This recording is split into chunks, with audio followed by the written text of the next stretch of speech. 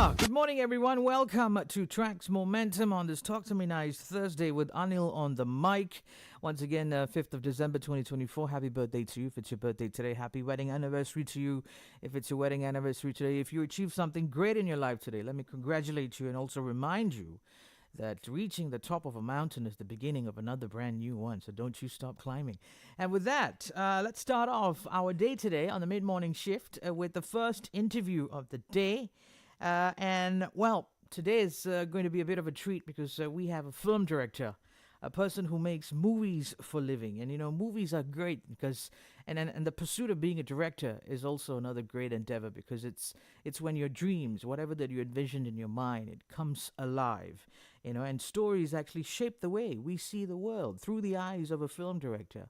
And as is the case today, we have a person who has been nominated as the top 5 Malaysian film in the top 5 of the Malaysian Film Festival Awards in the director category for his movie Hungry Ghost Diner. Let him tell us all about it. Welcome to the studios, director Cho Wee Jun. Thank you. Morning, Wee Jun. Morning. How are you? I'm okay. All right, great. First of all, congratulations on being listed in the top 5. Thank you. For the best new director, best screenplay, best original story. Wow, that's a lot of nominations. So start off by telling us what are your hopes for your future after this nomination. Wow. Okay. I hope to be able to make more films. Mm-hmm. Yeah. I think nobody in my team, myself included, especially, expected to be nominated so many times. Right. We were kind of hoping to get maybe 1 or 2 for technical awards, but it's an embarrassment of riches. Nine nominations. 9 nominations. Wow. Yeah, that's right. Okay. It's out of our expectation. We already feel like winners, so yeah, that's great. We're just going to FFM to party. Right. No expectations to win or anything. Yeah. Okay. Yeah, of course. The fact that you're being nominated itself is good because, you know, the spotlight is on you and that's enough, noise to get, the people out there to go and watch your movie. But I'm curious to know, were you always a director? What were you doing before? No, I kind of fell into this. Previously, I studied mathematics in university. And then after that, I moved into finance. And then that's the early part of my career. Then I moved into consumer durables, appliances. Right. I only became a filmmaker in 2013. I made a short documentary that traveled to film festivals. And then I thought, what an interesting life these people lead. And I assumed, since there were people who had this job, you could get a job like that. So that's why I quit my job and with my wife's support, decided to try my hand at filmmaking. Wow. Yeah. So you never had any aspirations of being a filmmaker when you were a kid in school? Nothing like that? I was always daydreaming, I think so. Yeah, we all do, right? Yeah. So It's I do great. it for a living now. Yeah. I think you come in the ranks of the stories like, I know Michael Bay. This guy, we know him as one of the great directors who made Transformers, but before he was into movie making, he was directing music videos. That's right. Right? And then Christopher Nolan as well. He started off his venture with a bunch of friends and with a limited budget, just with a handheld camcorder, and just made a couple of stories. And today we know him for being one of the greatest directors of Batman, the Batman series, the sequel. So tell us about the film that you directed, Hungry Ghost Diner. What's the story about? How did it all come about? Okay, the story is about Bonnie. She's a food truck operator in KL, and during the pandemic, she returns to her hometown, only to be stuck there during a MCO, roadblock. Right. And she's forced to spend the night at her familial coffee shop. And she finds out, much to her surprise, it is haunted by ghosts from her family, returning for the Ghost Festival. I see. Which coincidentally is happening. How it came about? I think, in truth, it came about in 2017 when my grandmother passed away. I returned to my father's hometown of Slim River in Perak, and to be honest, I was a bit nervous because I'm one of those kids who cannot speak Mandarin. Cannot speak Chinese. So I was a bit nervous of meeting my family, but long story short, I was received very well. It was very warm. And actually, the experience, although it's meant to be mourning my grandmother, it felt strange because there was this bittersweet feeling that I took from it. Felt like almost like a family reunion. I mean, like a reunion dinner and so on. It was lah, technically. So I returned to KL. When I returned to KL, I thought, that's something that in Chinese films or Chinese culture, we tend to like not. It's a taboo subject. Death is a taboo subject. I guess in Asian culture in general. Yeah.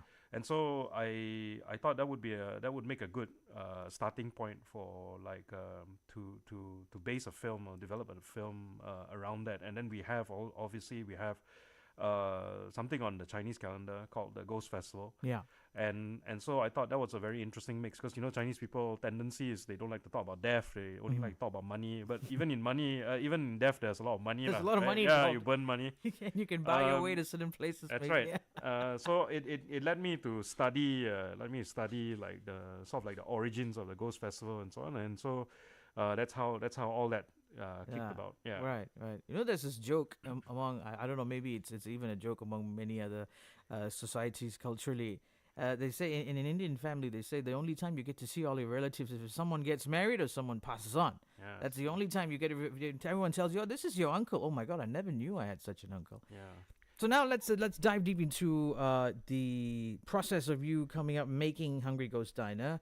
But before that, one question: is this a one-man show? You wore most of the hats in making this film? No, there was a whole team. Right. So if you go onto our Hungry Ghost Diner Facebook page, actually we pay tribute to everybody behind the scenes. Okay. It's I think it's a fallacy to think that making a film is like an authorial pursuit. Right. And so I think it takes a whole village, So in fact, with the support of Berang Station, where we shot most of Hungry Ghost Diner, we wouldn't have been able to make the film without the support of the villagers. Also, my team, a huge team of about 30 technical people. So I think. It's incredible that we should be. I take it like everybody shares in the success that our film has achieved so far. Right. Yeah. Let's talk about the screenplay. What were some of the challenges you faced, you and your team, when you were, embarking? Yeah. The first one is language, of course. So I'm somebody who is illiterate in Mandarin. So writing the film in Mandarin was a challenge. The film was meant to be in Mandarin at the start. It's turned into Cantonese during rehearsal. But when we first set out to write the script, I wrote everything in English, and then it was then required for the screenplay translators to sit with me and then line by line explain to me what was being translated. So that was a bit of a hurdle. It was a lot of effort, but thankfully it was during the pandemic also, so it's not like they had any other thing to do. So it worked out to our favor. Yeah. And what was the most meaningful experience? The most meaningful experience. Wow, there was plenty, but I think I take away the opportunity to shoot in Kai Ki Teng, the temple in Slim River, my father's hometown. It was a temple that my grandmother used to frequent. So that was really special, being able to shoot scenes at that temple. Something that we really show a lot of in the film also. So that was, I would say that if I had to choose one, that would be the one. Yeah. Now, walk us through your process of crafting a screenplay that you aimed to grab the attention of your audience. What's your process? Well, I mean, it starts from intention. I think every screenplay, you have to kind of interrogate your intention as the director or the filmmaker. Yeah. And what is it that you want to convey in the film? And I think at the very start of Hungry Ghost Diner, I think the main intention was to write a film and share my experiences of being sort of like a little detached or outside of my culture with my two daughters. So it had to somehow convey all my feelings on my regrets about not being closer to my culture. Someone who is meant to be Chinese but don't really understand or don't speak Chinese or don't understand the culture behind the meanings or behind culture, some of the cultural practices that we encounter. And so my daughters, I didn't want them to lose out on that. So I put all my feelings into the film. So that is actually how we kicked off, how we started writing the film. How did the casting go about? Well, casting was interesting. We in Malaysia there's a very active group of Chinese actors, Malaysian Chinese actors, and we casted from this cohort, and we saw everyone. And I think it was just a matter of who made the most convincing combination of people that you could believe plausibly that these are family members, and it was a chemistry thing. And when we met with Ayok, it was through a suggestion from our co-producer Yvonne, and she said, "Well, this singer, she's more known as a singer. She's a singer, is kind of dabbled in acting and so on." Very interesting character. You should meet her, And so we met, and she seemed very interesting. She was like a blank canvas, So you could kind of see her eyes. You could kind of see through to her soul almost. She has this very luminescent quality, and so it from there we kind of built the cast around Ayok. The very first, to be honest, the very first person I cast was the father. Pui Kong is somebody, Eric, is somebody I have a lot of respect for. So the first thing I did was I sent him the script and I asked him, you can play any role, so just decide which one you want. And then he said he'll play the father. And then I asked him, "Are you sure? Because you play your cast as the father in almost everything." And he says, "Oh yeah, I can bring something different to this." And then he put shades of his own father. So you gave him the liberty to pick which. Yeah. I thought, okay, it's a trust is a two-way street, right? So you have to also trust your actors. So I thought, the one way to show trust is like, okay, look, I believe in this guy's. I'm very confident in his ability to carry out pretty much every role in the screenplay, and he chose the one that I think he was best suited for, which is the role of the father. And I think he did that very well, and I appreciate his feedback. Right. Right. Okay. Let's jump in for a break. Today on Tracks Momentum, our first interview is with a film director. His name is Chow Wee Jun. He's nominated for multiple categories in the upcoming Malaysian Film Festival Awards, especially for his film Hungry Ghost Diner. We'll go in for a break. When we come back, we'll continue with this special interview. Don't go anywhere.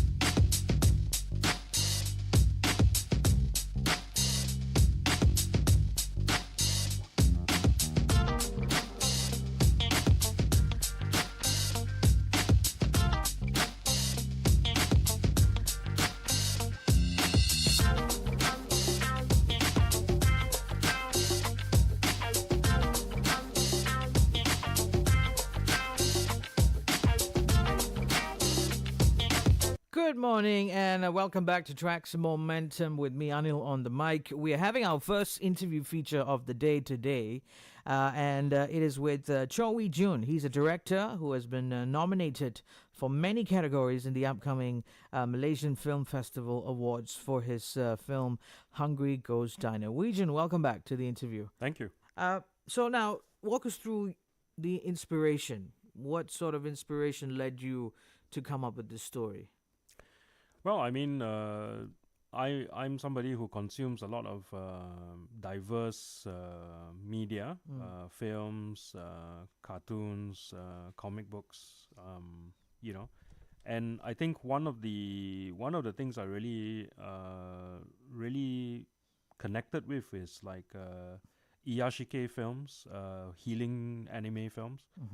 So these are the Ghibli films, the Spirited Away, My Neighbor Totoro. I felt like they somehow depict real life in a very calm and sort of like reassuring way. And so in a pandemic kind of, because my film is set in a pandemic time, I thought this is something that occasionally you felt like that, because everything, the world kind of came to a stop, and everything was there was a lot of moments for pause and reflection. And so I thought this was something that I wanted to bring to the film. It was a bit of a debate in my team, because it did add to the running length of the film, and people, there was a concern among my producers, especially if maybe it might contribute to the film being a bit draggy or boring. But we stuck to it, and we thought it was important to have this kind of sort of like pacing or rhythm to the film. So the film moves in its own rhythm, so that was something that the film spoke to me about. I mean, when I say speak to me, it's like when you shoot the film and you write the film, I think it's very important to, like what Steven Spielberg likes to say, like listen to the whisper. Listen to the whisper. That's right. So we tried to listen to the whisper. It was not easy, but so that's how we ended up with the end product. Okay. So that's kind of one of the inspirations. And what is the main theme you want to convey to the audience? Theme, so this is something I've been wrestling with also. I think the main theme of my film, I think as an extension of my own sort of like crises or psyche, is regret. I think a lot of the film has to do with regret. So I think we explore regret in many aspects or many facets of regret. And so I think it's important not to. I know it's a very human sort of like reaction to regret things that you've done wrong in your life and so on. But I think it's important to not dwell on it, too much. Yeah. What is the path that you want to take as a film director? Do you want to, do you have aspirations of making a commercial hit, a commercial success, or you rather stick to stories like this, very deep stories with a good pace that resonates to your audience? It's okay if there's only a very small amount of people that you've touched, but how do you see yourself as a director? Well, it would be great to have both, right? Course. To make personal films that are commercial hits. Yeah.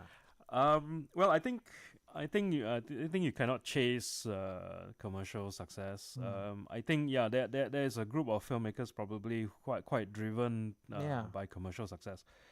I think I don't know if it's correct to just set out to make a hit, or like to I don't think we set out to make something with the intention of winning festival awards and things like that.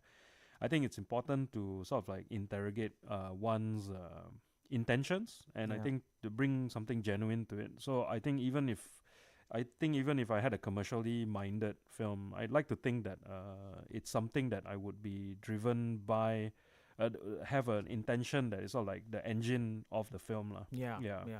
I think that there's another misconception about a commercial hit that a lot of people have. People think a commercially driven film that rakes in box office amounts of money is a film that is made with extravagant sets, with top of the notch visual effects and so on and so forth. But I think if you really have a good story, and if it's centered around just the story and the performance of the actors, the cast, I think even that can rake in a very good commercial hit and commercial success as well. Well, I think a good example of that is if you look at this year's top nominee, Imaginor. I think that's ideal scenario. You make something that is very well crafted, very well put together with director's intention, and something that is very close to the heart, and yet it is it performs very well at the box office. I think that's great, the ideal situation to be in. Yeah. And what are your thoughts on the Malaysian Film Festival? How you think can this award positively impact the filmmaking scene in the country? Well, I think it's exciting, isn't it? I mean, it's great to have a national awards sort of like a ceremony or event. It is. I participated before as a short film sort of like nominee and winner. Yep. In 2015, and it's nice to come back and like have this sort of like moment at the FFM. And the FFM to me is something that I think in a healthy industry you need an awards night. It's almost like I'm not sure if it's a recognition thing, but I think it's something for people to sort of look forward to. It increases the visibility of the industry.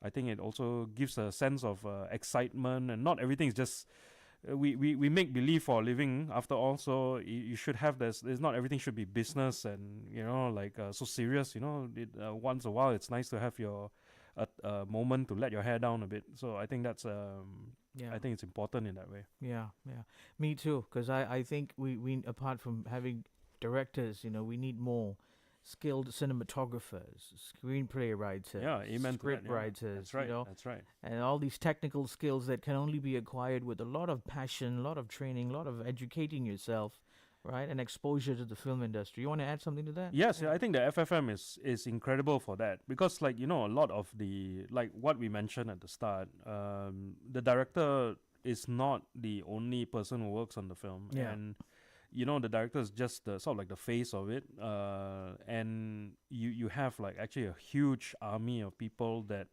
I think the awards celebrate. Best cinematographer, best editor, and even if they don't win, I mean the fact that they are being nominated and there's some visibility in the spotlight is put on them. I think that's an incredible thing, because these people work sacrifice huge amounts of their effort and energy to making the film a success. So I think all kudos to them. Right, okay. Yep. All right, Regent, we've come to the final part of our interview, and this is what I have to ask you. What are your hopes for the future of the Malaysian film industry, and what changes or initiatives would you like to see so that we can ensure more local work gains recognition on the international stage?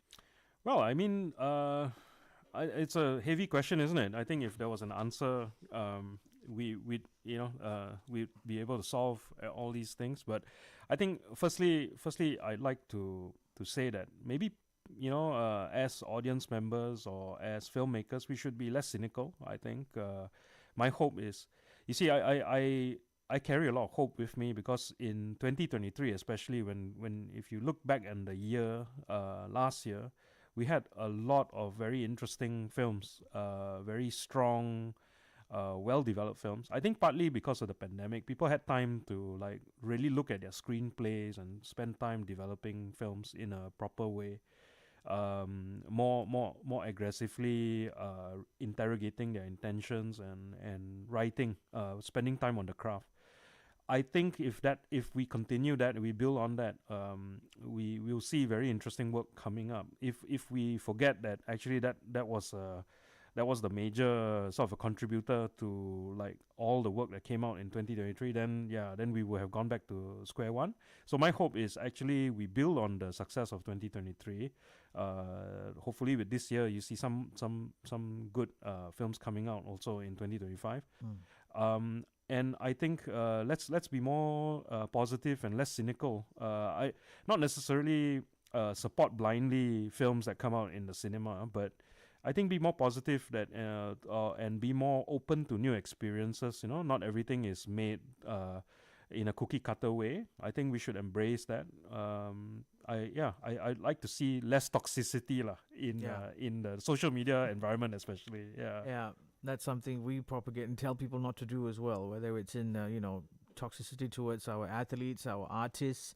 There's too much of toxicity in social Yeah, media in let's our be country. positive. It doesn't help anyone actually. Of course, of course. True Wei Jun, thank you very much for setting aside your time for coming over here and telling us about your entire experience of making Hungry Ghost Diner. Once again, congratulations. Wish you nothing but the best. And of course, bring back home those awards. It would be better if you can bring back. I already feel like a winner. I don't think we're gonna. To be honest with you, I don't think we're gonna win anything. Right, So okay. I already feel great. Yeah, Okay, thank you. but thank you. in case if you want to see him lift the award, no, don't worry. You can don't miss the chance to watch the Malaysian Film Festival Awards night on 7th of December 2024. It'll be broadcasted live on TV2, and it'll also be streamed on the official Facebook page of Finas. That's a wrap for our first interview of the day. Thank you. Thank you very much. You're welcome. Coming up is the news at 11. That's the world news, and then after that, we'll be back for the second hour for Trax Momentum's Face to Face today. Don't go anywhere.